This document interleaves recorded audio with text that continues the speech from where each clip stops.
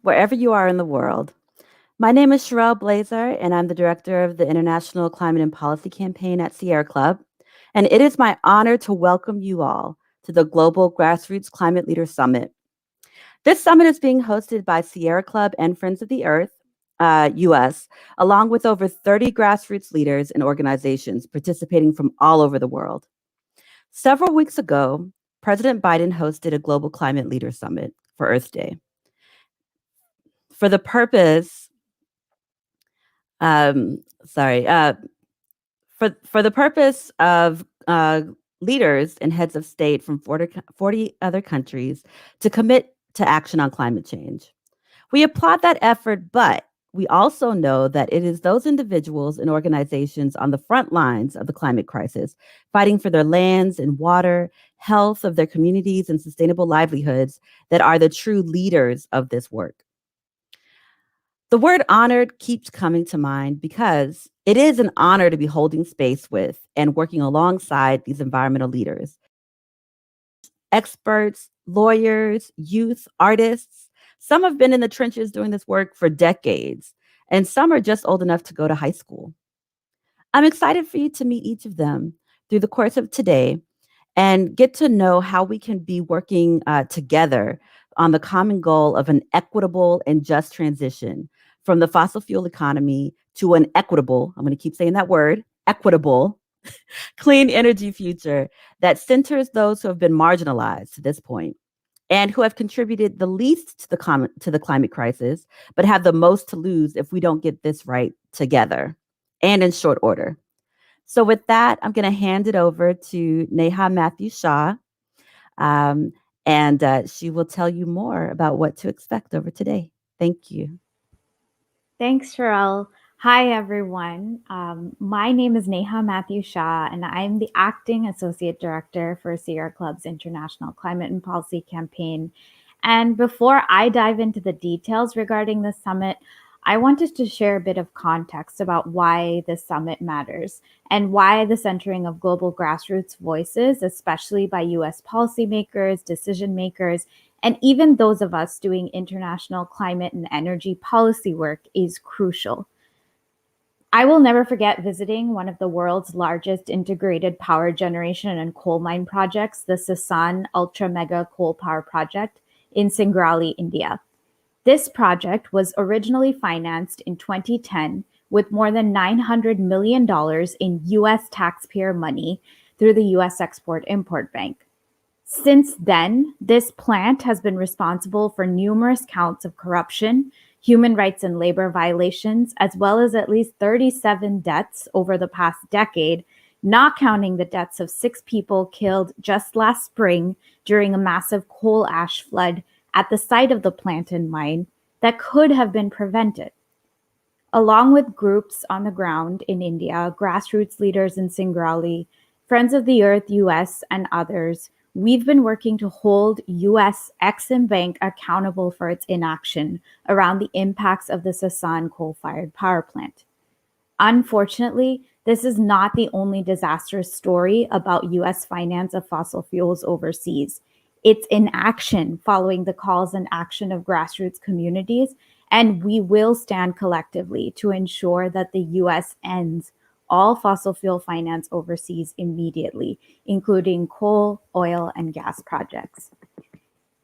In our efforts to fight climate change and the disastrous impacts of fossil fuels on our communities and our land, our air, and water, all of our efforts are inextricably linked.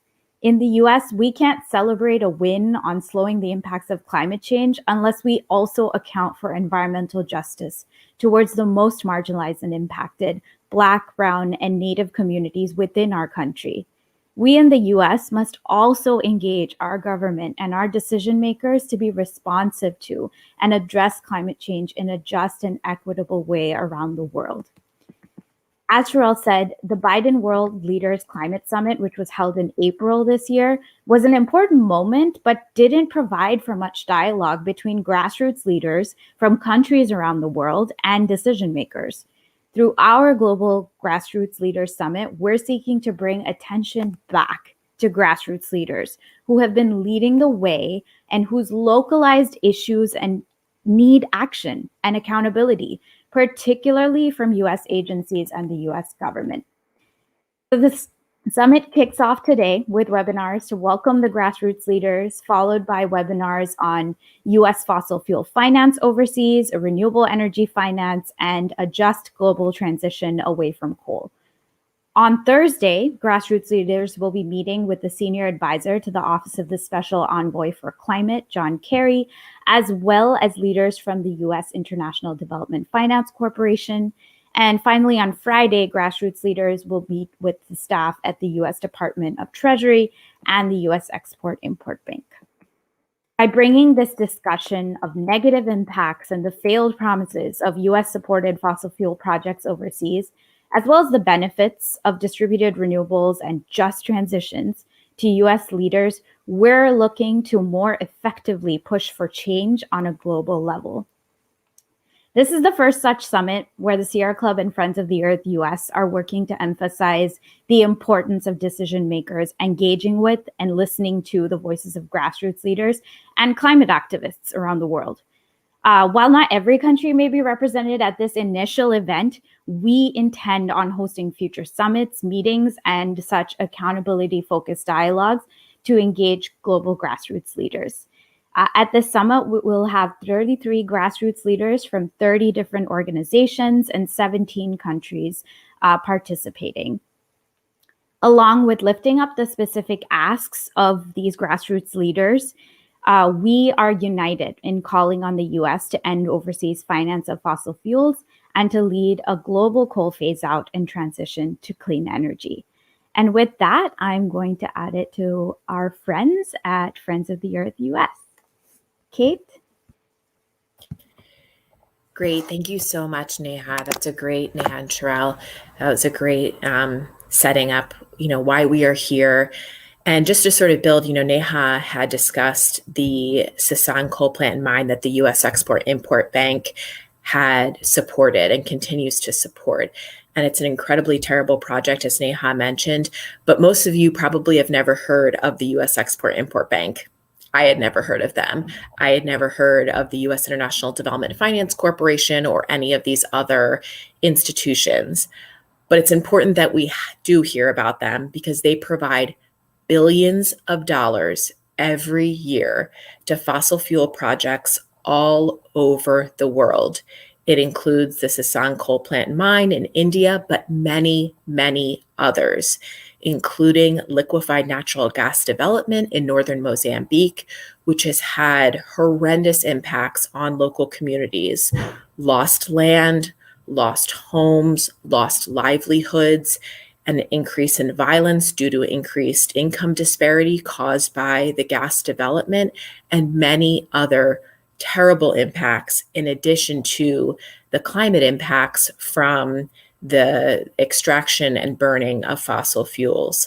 And it's not just in Mozambique, it's not just in India, it's in Argentina, it's in Mexico, it's all over the world. And it's to the tune of tens of billions of dollars every year from the US government. And so we are calling on the US government and President Biden and Special Envoy Kerry to immediately end all support for these overseas fossil fuel projects. Because if that doesn't happen, business will continue to go on as usual, and these projects will continue to be propped up. The US government provides a lifeline to projects that might not otherwise go forward.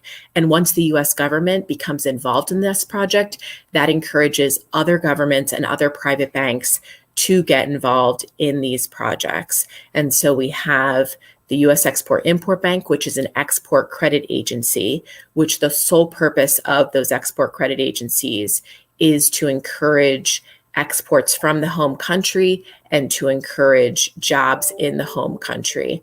And then there are development finance institutions like the U.S. International Development Finance Corporation, which purpose is supposedly to improve development, but it's not necessarily sustainable development. It's not necessarily equitable development.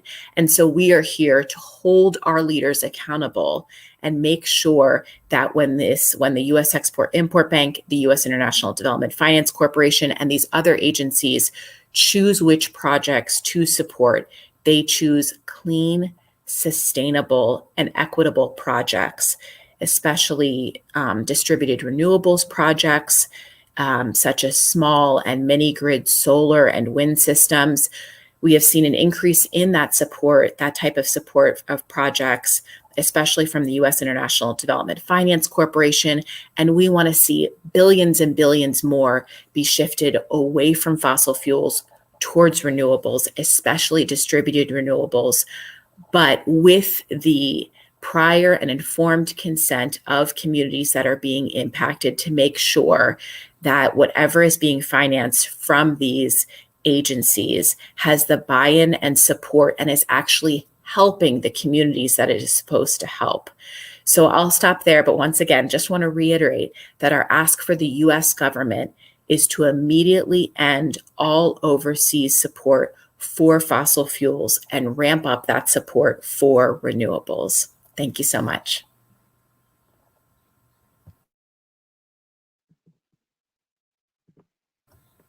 And I'll kick it over to my colleague, Luisa. Sorry about that. Thank you so much. Thank you so much, Kate. And it's such a pleasure to be here with our colleagues at the Sierra Club and with folks from all over the world to kick off this Global Grassroots Leaders Summit. My name is Louisa, and like Kate, I'm also with Friends of the Earth US, which is part of a global federation of organizations across more than 75 countries. So I wanted to speak briefly about the role of multilateral development banks in which the United States participates, like the World Bank Group, the African Development Bank, the Asian Development Bank, the Inter-American Development Bank, and many others, as well as other international financial institutions like the International Monetary Fund, the IMF.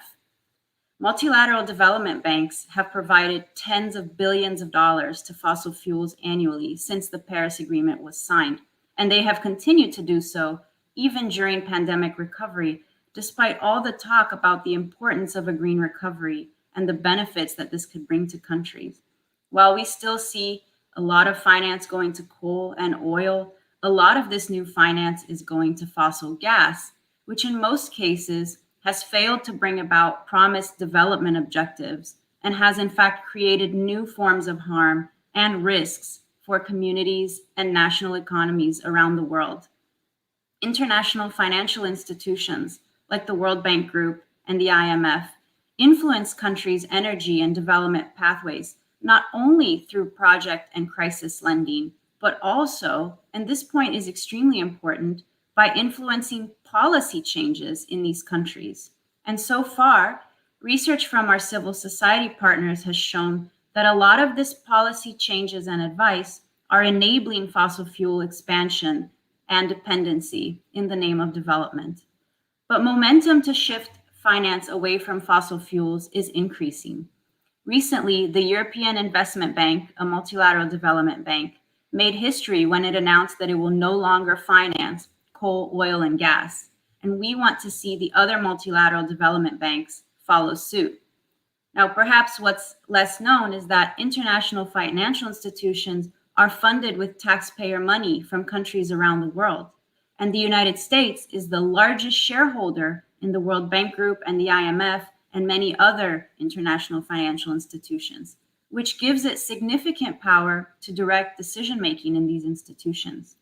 So the United States, as the largest global historic contributor to climate change, has a moral and a historical responsibility to use its voice and vote in these institutions to support countries on a just transition to community-centered, renewable, inclusive, democratic, resilient, and prosperous development pathways and away from all fossil fuels.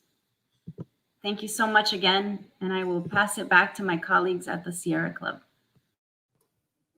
Thank you.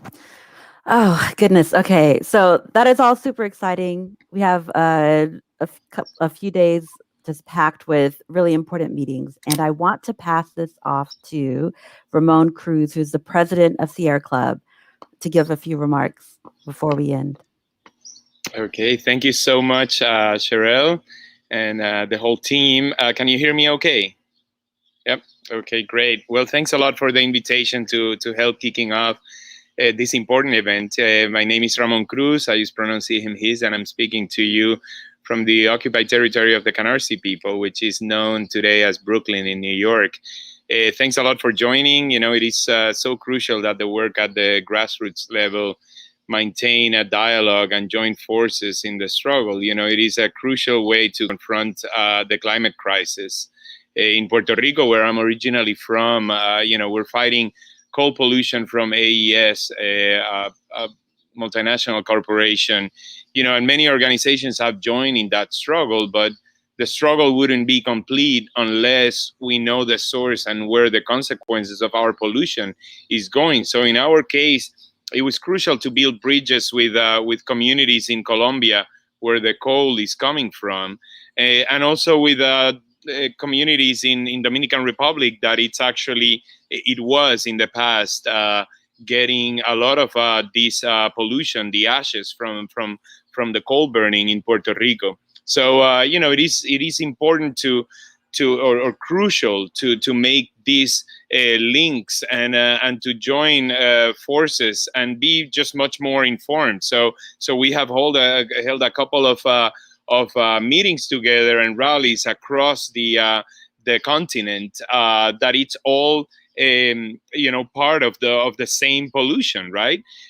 So important to make these links and this kind of meetings to bring local leaders together and to hold leaders and countries accountable, and in holding leaders accountable, we must be always aware of systems of oppression, of supremacy and racism, where all of this pollution is built up. And we will, we're convinced that we will not be able to confront and win this fight unless we center everything we do on equity and justice. And in able to do that, it's important to then dismantle these systems of oppression, right, of supremacy. And the climate crisis or environmental degradation needs what we call sacrifice zones. No, what we how come we can frack, gas and pollute all watersheds, a whole watershed, and then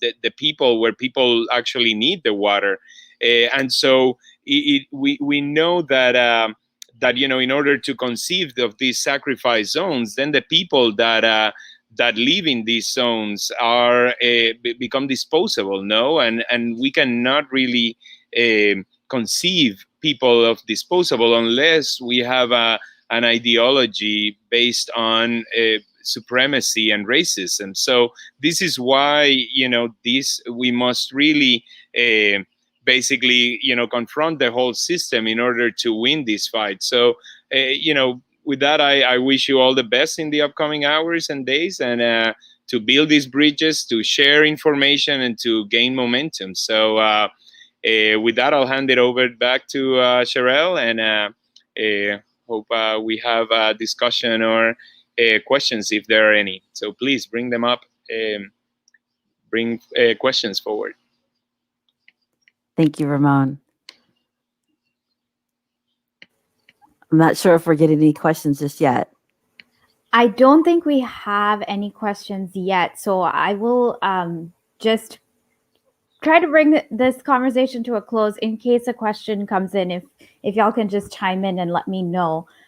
Thank you again, Ramon, for those statements, and thanks to all of our colleagues here for all the work that's gone into setting up this summit. I know this won't be our last, and that's what's exciting to me, is that we're just beginning the conversation.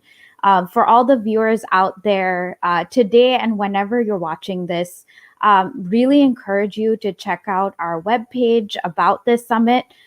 Today, we will be posting right after this welcome. There will be an introductory call with several of our grassroots leaders around the world that will be talking about where they're joining from and what their issues and asks are.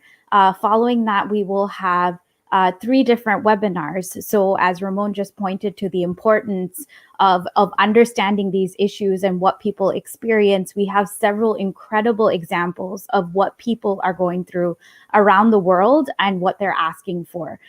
So encourage y'all, if you're watching this, to check out those webinars as well. They've actually already been posted to our webpage.